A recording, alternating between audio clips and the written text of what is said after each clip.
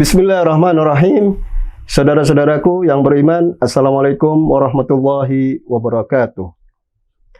Tema yang ingin kami sajikan pada kesempatan kali ini ialah infak di jalan Allah Subhanahu wa Ta'ala. Diangkat dari ayat di dalam surat Al-Hujurat. Allah Subhanahu wa Ta'ala berfirman, A'udzubillahi minasyaitonirrajim. Innamal mu'minuna alladzina amanu billahi wa rasulihi thumma lam yartabu wa jahadu bi amwalihim wa anfusihim fi sabilillah ulaika humus shadiqun. Dan narasumber kita Ustadz Muhsin Labib, mari kita sapa beliau. Assalamualaikum Ustadz, kaifalukum? Waalaikumsalam warahmatullahi. Ya Ustadz, tema yang saya sebutkan tadi yaitu infak atau berderma di jalan Allah.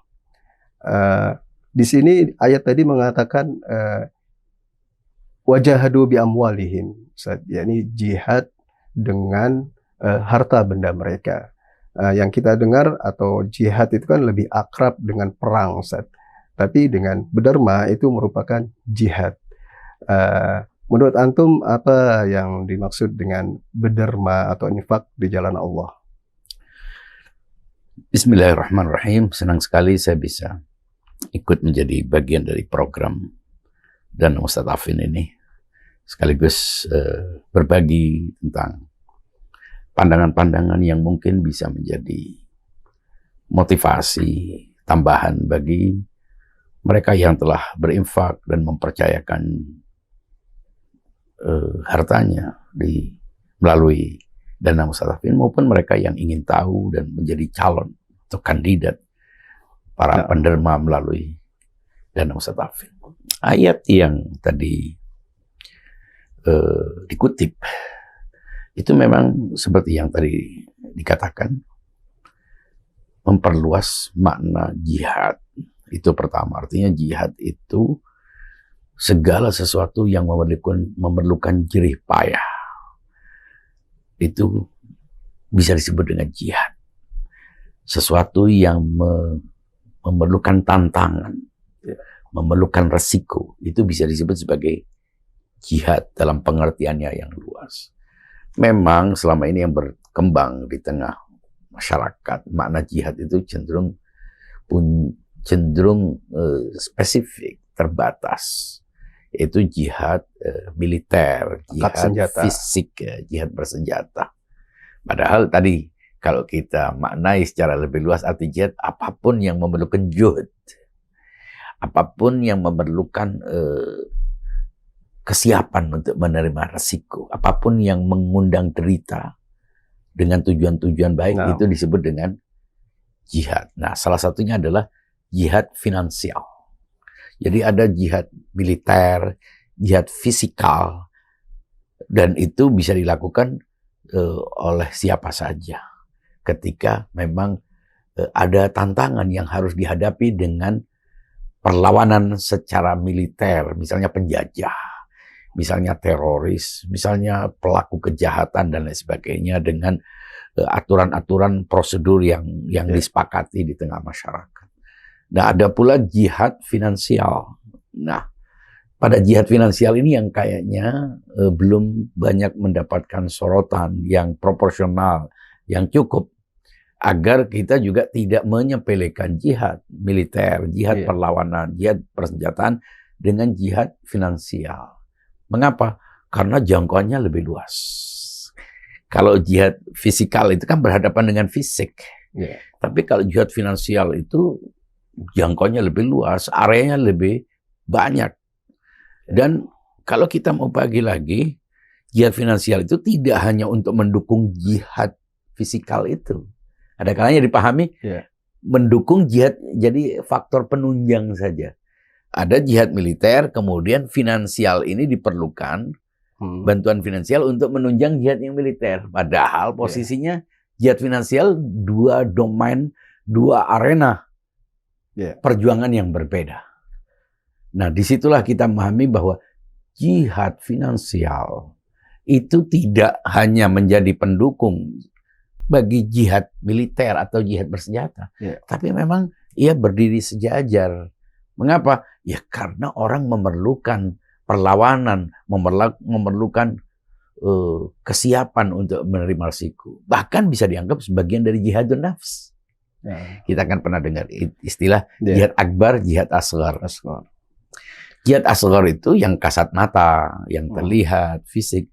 Tapi jihad yang tak terlihat ini justru jihad lebih besar apa? Menghilangkan ego, melawan rasa kikir, melawan egoisme, dan seterusnya. Jadi sebetulnya jihad finansial itu lebih berat. Mengapa?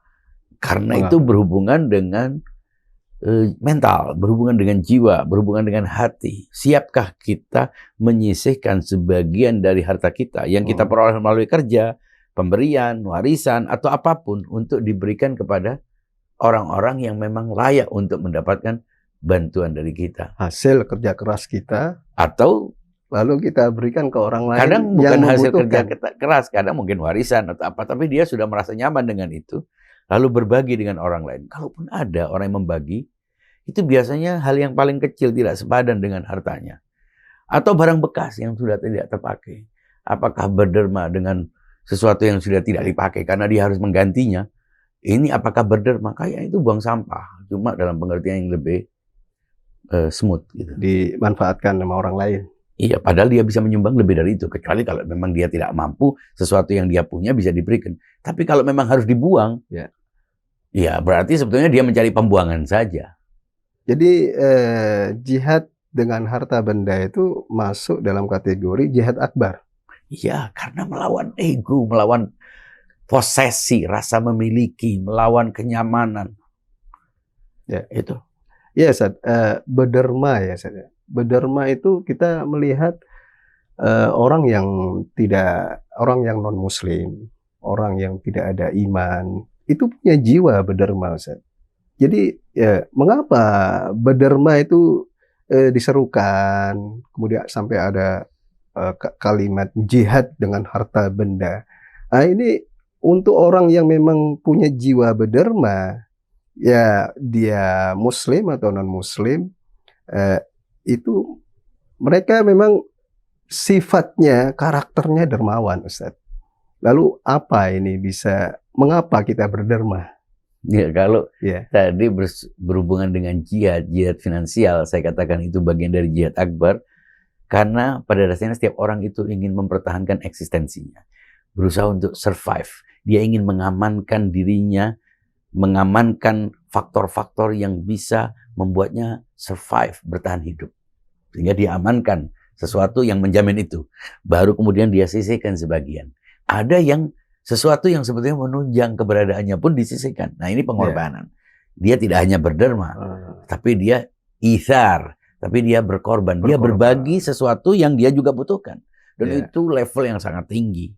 Tapi kalaupun kita tetap mengamankan apa yang milik kita, kita punya aset fundamental yang kita anggap itu sesuatu yang harus, kemudian kita punya penghasilan lain yang bisa kita bagi dengan orang lain, itu pun dermawan, meskipun itu tidak masuk level ithar. Kalau ahlul bait disebutkan dalam Al-Quran, wa yu'thiruna ala anfusihim walau kana bihim khasasah.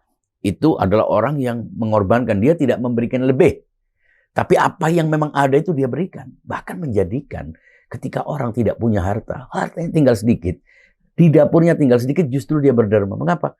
Inilah cara, tips mengundang rezeki.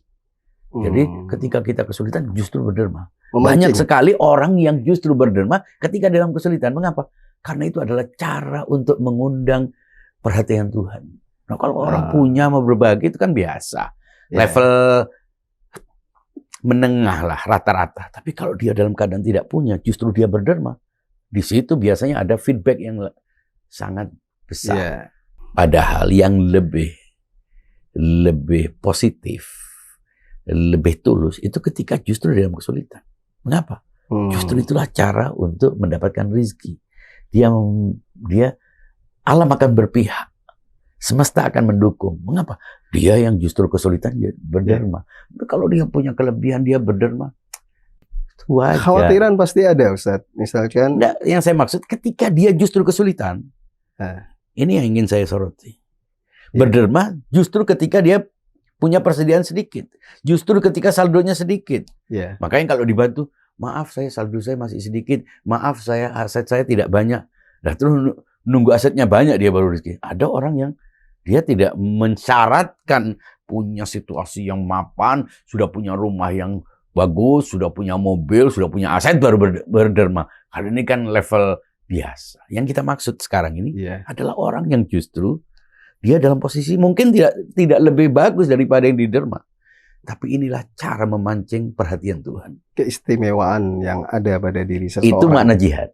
Iya. Yang high, yang level tinggi, itu justru dia tidak menunggu mapan untuk berbagi. Dia tidak mau nunggu punya aset-aset yang tak terhitung jumlahnya baru berderma. Bukan itu. Dia justru dalam posisi sulit, dia berderma. Mengapa? Loh, kapan lagi dia mau berderma? Nunggu kaya. Sementara kekayaan itu relatif. Sementara tidak semua orang bisa boleh jadi keadaan ekonomi lebih sulit. Sehingga peluangnya untuk berbuat baik menjadi hilang. Nah, dari situlah orang-orang tertentu itu sudah selesai dengan dirinya. Dia tidak hanya berderma dengan sesuatu yang menjadi kelebihannya. Dia tidak menunggu sukses, tidak menunggu kaya raya, tidak menunggu punya aset banyak. Tapi saat dia mendapatkan sesuatu yang dia bisa berbagi dengan orang, dia berbagi. Di sinilah makna jihad. Karena apa? Ia melawan sesuatu yang tidak umum. Kan umumnya orang kalau dia tidak berderma pun pantas. Standarnya orang. Dia juga kesulitan. Saya belum punya rumah. Saya masih ngontrak. Ada orang mau ngontrak. Dia punya uang kelebihan. Kalau orang yang punya standar umum, maaf saya sendiri masih ngontrak. Dan dia jawaban itu juga diterima oleh kebanyakan orang. Tapi kalau Anda mau kontrak, sebetulnya saya sudah bayar kontrakan saya mau berbagi dengan Anda. Nah, ini yang spesial. Nah, yang kita bicarakan ini adalah sesuatu yang spesial. Kalau yang umum, kalau umum berderma itu orang tidak perlu motivasi. Semua orang melakukannya. Tapi yang justru perlu motivasi itu adalah yang tidak ada dalam pikiran banyak orang. Nah, untuk itulah kita membahasnya. Mungkin sebagian orang begini, saya memohon kepada Allah supaya jadi orang yang mampu untuk bisa memberi.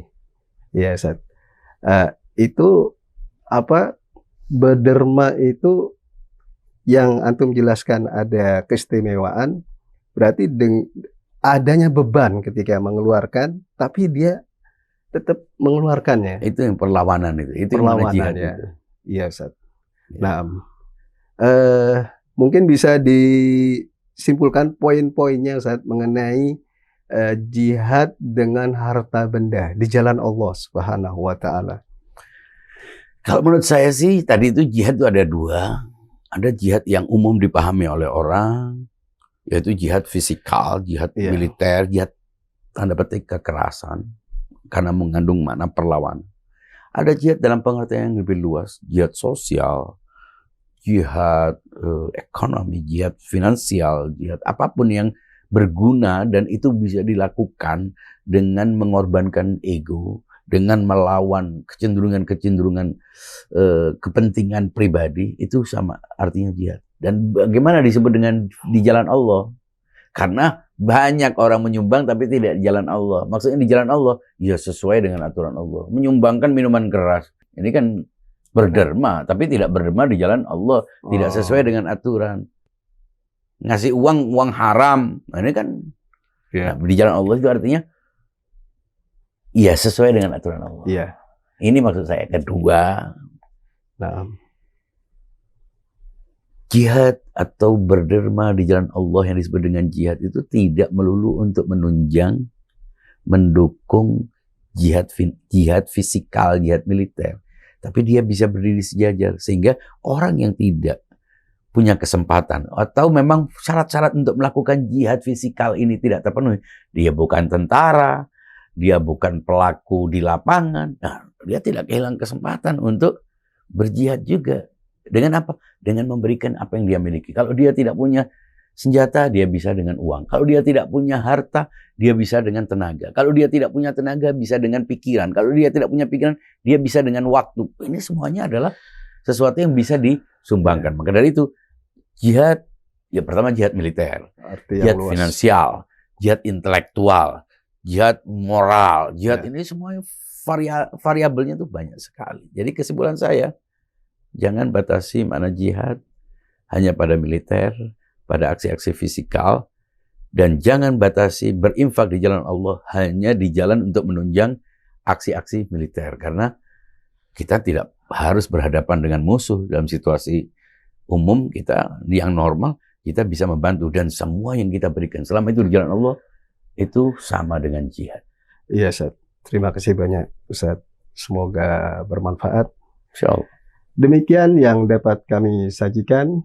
Semoga bermanfaat bagi kita semua dan kita amalkan apa yang telah dijelaskan oleh Ustadz Muhsin Labib tadi. Wabillahi taufiq wal hidayah. Wassallallahu ala Muhammad wa ali Muhammad. Wassalamualaikum warahmatullahi wabarakatuh.